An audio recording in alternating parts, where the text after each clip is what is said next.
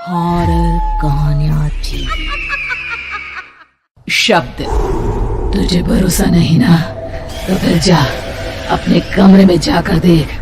तेरे पलंग के नीचे तुझे तेरी माँ की हड्डियां मिलेंगी। प्रभात दौड़कर अपने कमरे में जाता है और अपने पलंग के नीचे देखता है। वहां पर सचमुच एक कंकाल पड़ा हुआ था और उसके शरीर पर जो कपड़े थे वो प्रभात की माँ के थे। क्या बात है, आज तो आप सुबह से ही बहुत बिजी हैं।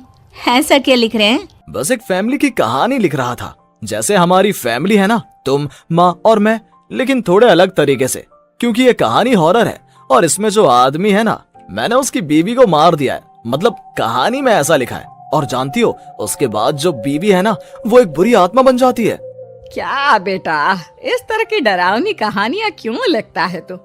जानता है ना, हम जो सोचते हैं, जो लिखते हैं, हमारा दिमाग पूरा दिन वैसा ही होता रहता है।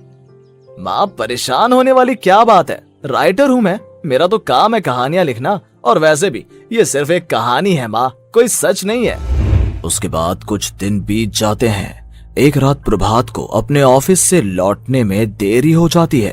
रात के लगभग 12 बजे हुए थे। प्रभात जैसे ही अपने घर पहुंचता है, उसने देखा कि उसकी पत्नी दुर्गा डाइनिंग टेबल पर उसका इंतजार कर रही है। आ गए आप? कब से आपका इंतजार कर रही थी। देखिए ना, खाना भी ठंडा हो गया है। अरे दुर्गा, आज तुमने अपने इतने लंबे लंबे बालों को खोलकर क्यों रखा है? तुम तो हमेशा अपने बाल बांध कर रखती हो। वो क्या है ना प्रभात, जब इंसान अपनी जिंदगी से मुक्त हो जाता है ना, तो उसे दूसरे सारे बंधन खोल देने चाहिए। इसलिए मैंने अपने बालों के बंधन भी खोल दिए। ये तुम किस तरह की बातें कर रही हो? तुम ठीक तो हो?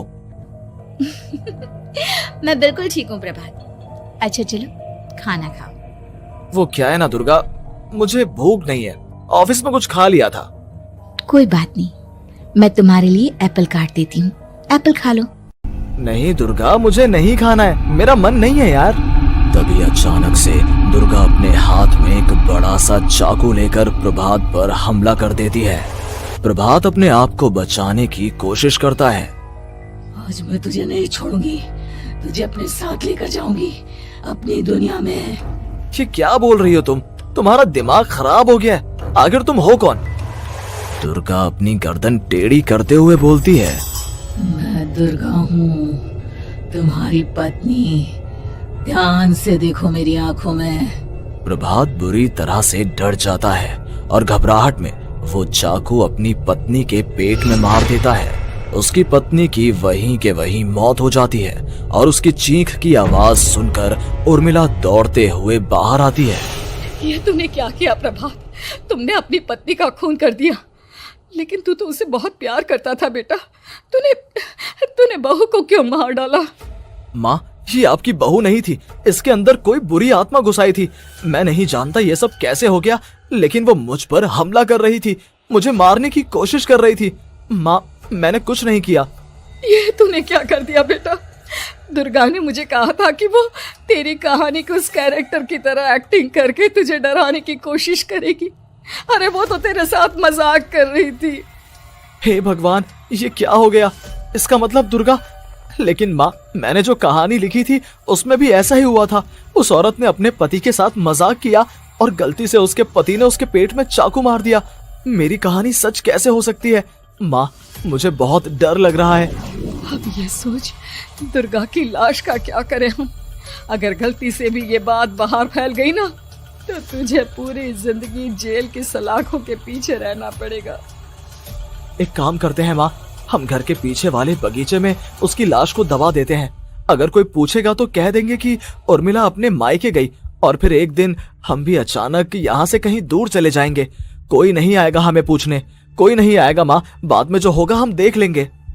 प्रभात अपनी माँ उर्मिला की मदद से दुर्गा की लाश को अपने घर के बगीचे में गाड़ देता है। कुछ दिन तो ऐसे ही बीत जाते हैं, लेकिन एक दिन अचानक रसोई से आ रही कुछ आवाजें सुनकर प्रभात की नींद खुलती है।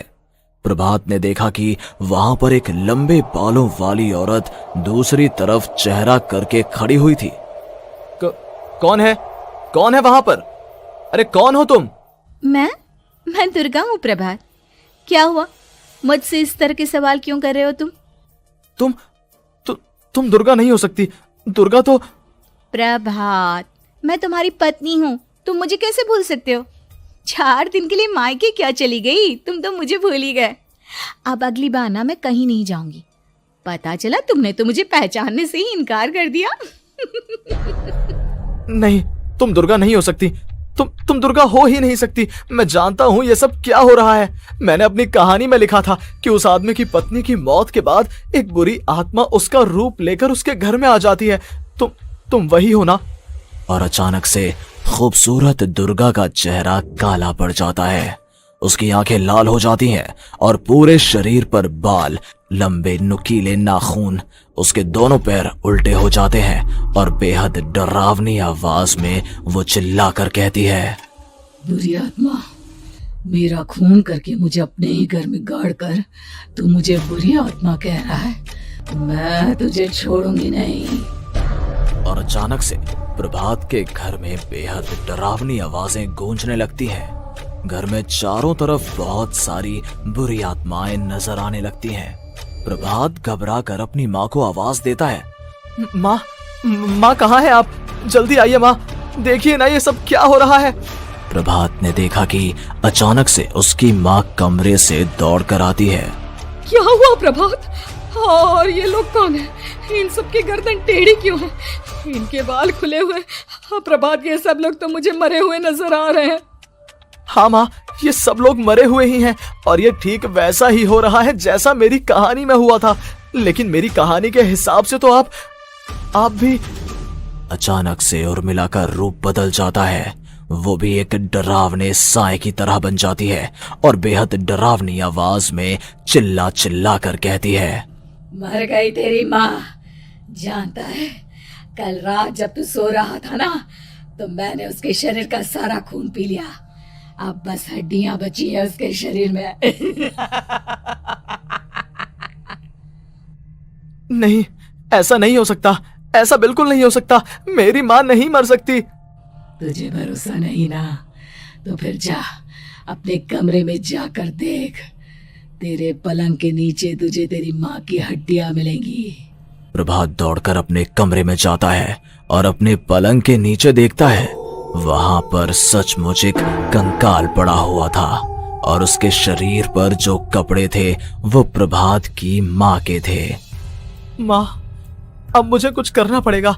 लेकिन मेरी कहानी में लिखा था कि माँ की मौत मेरे हाथों से होगी, पर माँ तो पहले ही मर चुकी है और वो बुरी आत्मा मुझे भी मार देगी। नहीं नहीं, इससे पहले कि वो मुझे कुछ करे, मुझे उसका काम खत्म करना होगा। प्रभात अपने हाथ में बड़ा सा चाकू लेकर उस बुरी आत्मा पर हमला कर देता है जिसने प्रभात की माँ का रूप लिया हुआ था, और अगले ही पल वो नीचे गिर जाती है और उसके शरीर से खून बहने लगता है। ऐसा नहीं हो सकता। एक बुरी आत्मा के शरीर में तो खून होता ही नहीं है। तो क्या सच में मैंने अपनी माँ को मार दिया? लेकिन अभी कुछ देर पहले तो फिर वो कंकाल किसका है? और ये कौन है? मैं पागल हो जाऊंगा। और अपनी माँ की लाश, इसका मैं क्या करूं? लोग पूछेंगे तो मैं क्या जवाब दूंगा? तभी वहां पर दुर्गा का रूप लेकर जो आत्मा थी उसने प्रभात से कहा, गाड़ दे अपनी माँ को ले जाकर उसी जगह जहाँ तूने मेरा खून करके मुझे गाड़ दिया था। जा, चला जा। घबराया हुआ प्रभात पागलों की तरह अपनी माँ की लाश को लेकर बगीचे में गाड़ देता है। प्रभात की हालत पागलों जैसी हो जाती है। वो अपने आप को अपने घर में बंद कर लेता है। कहानी के हिसाब से तो आगे ये हुआ था कि कहानी लिखने वाले ने उन बुरी आत्माओं से डरकर आत्महत्या कर ली थी। तो क्या मैं भी मर जाऊंगा? क्या मैं भी आत्महत्या कर लूंगा? एक काम करता हूँ, मैं अपनी कहानी का अंत बदल देता हूँ। हाँ, ये मैंने पहले क्यों नहीं सोचा। मैं लिख दूंगा कि कहानी को लिखने वाला आत्महत्या नहीं करता, बल्कि कहीं दूर जाकर नए सिरे से अपनी जिंदगी शुरू करता है। यही सोचकर प्रभात ने अपनी लिखी हुई कहानी को बाहर निकाला और उसे पढ़ना शुरू किया। ये देखकर वो हैरान रह गया कि कहानी का क्लाइमैक्स तो किसी ने पहले ही बदल दिया था। ये क्या? इसमें तो लिखा हुआ है कि आखिर में उस लेखक की पत्नी और माँ दोनों बगीचे में जिंदा दफन थे। बुरी आत्माओं ने उनको कैद करके रखा था और वो लेखक अपनी माँ और पत्नी दोनों को जिंदा बाहर निकाल लेता है। लेकिन ये सब लिख किसने दिया? प्रभात दौड़कर बगीचे में जाता है और वहां पर खुदाई करना शुरू कर देता है। प्रभात देखता है कि वहां पर लकड़ी के 2 बड़े संदूक हैं और उनके अंदर से आवाजें आ रही हैं। प्रभात बचा लो मुझे, अगर थोड़ी देर और हो गई तो वो मुझे छोड़ेगी नहीं। बेटा देखो, मैं इस बक्से के अंदर बंद हूँ, प्लीज मुझे बाहर निकालो, वो बुरी आत्मा किसी भी वक्त मुझे मार डालेगी। प्रभात वो दोनों बक्से बाहर निकालता है और अपनी पत्नी और माँ दोनों को आजाद करवा लेता है। लेकिन तभी वहां पर अचानक से एक बेहद डरावनी और खौफनाक दिखने वाली औरत आ जाती है। तुझे क्या लगा था इतनी आसानी से अपनी पत्नी और माँ को बचा लेगा? बस 5 मिनट और उसके बाद अमावस का चांद आसमान में आने ही वाला है। लेकिन तूने इन दोनों को बाहर निकाल लिया, अब तुझे मरना होगा। नहीं, मैं जानता हूँ मैं नहीं मरूंगा, और अब आगे क्या करना है ये भी मुझे पता है। प्रभात, ये बहुत खतरनाक है, हमें मार डालेगी प्रभात, चलो यहाँ से।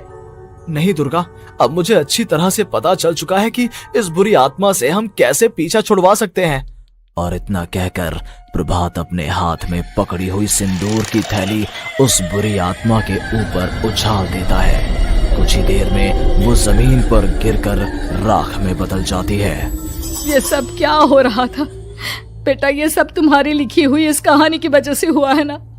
नहीं माँ, पहले मुझे भी ऐसा ही लगा, लेकिन बाद में पता चला कि बरसों पहले हमारे इस बगीचे की जमीन के अंदर किसी को जिंदा गाड़ दिया गया था और बस उसी औरत की आत्मा हमें परेशान कर रही थी। उसी ने मेरे शब्दों में जान डालकर उस कहानी को जिंदा कर दिया था। मुझे माफ कर दो प्रभात, मैंने आपकी कहानी के साथ छेड़छाड़ की थी और उसे बदल दिया था। माफी मांगने की जरूरत नहीं है दुर्गा, तुम्हारे उस बदलाव की वजह से ही आज हम सब जिंदा हैं, क्योंकि आखिर में कहानी में वो हुआ जो तुमने लिखा था।